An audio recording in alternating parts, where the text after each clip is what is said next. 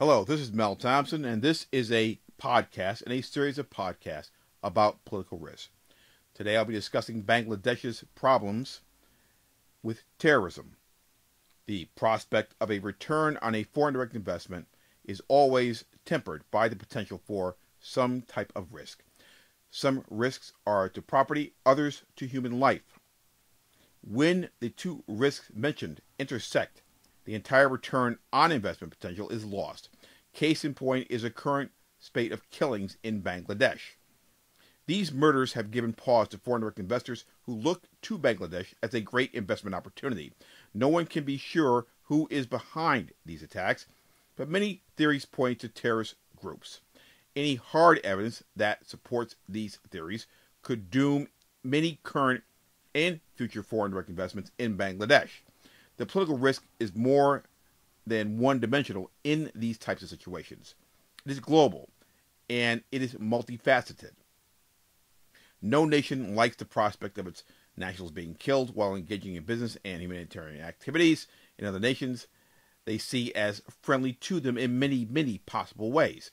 International tensions could increase and also decrease the potential for investment depending upon the overall relationship and the climate. The climate meaning the overall concern and the potential for problems when it comes to contracts and the welfare and well-being of people who are nationals from other nations that are engaged in some type of investment or business activity. You cannot have a lack of trust when it comes to human life, when it comes to large-scale investments, and still expect to have positive feedback within the domestic politics of the countries that want to invest in your nation. Domestic politics do matter, and they do temper the types of policies that will enable foreign direct investors to engage in investments or business of any kind in foreign countries. Now, having said that, the investments will be lower if the domestic politics in a particular country, particularly in this case the United States, dictate that people do not want the risks associated with these murders that are currently going on in Bangladesh to be at their doorstep. We don't want our people killed. We don't want our investments to go south. Bangladesh, in my opinion, may be in line to have these types of warnings repeated over and over again if these types of killings continue without any type of action by the government of Bangladesh to explain where they're coming from. I'm not saying they need to go out today, tomorrow, or next day and stop them immediately. There are murders every day all over the globe, and no government can stop them all. However, there are at least explanations in many cases that can give the foreign direct investor and companies involved in these countries some degree of idea how to mitigate their potential losses, protect their people, protect their investments.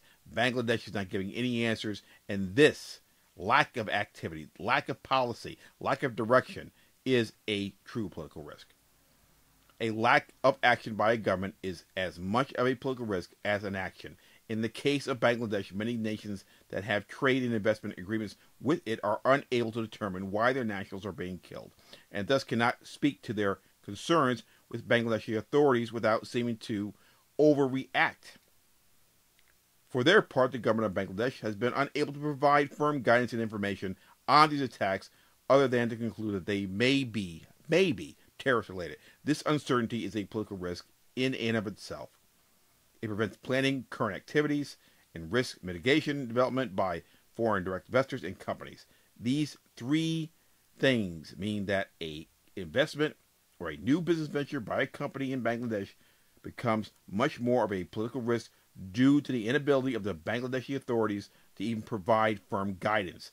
Bangladesh needs foreign direct investment, and it needs companies to understand what the risks are in order to get those investments.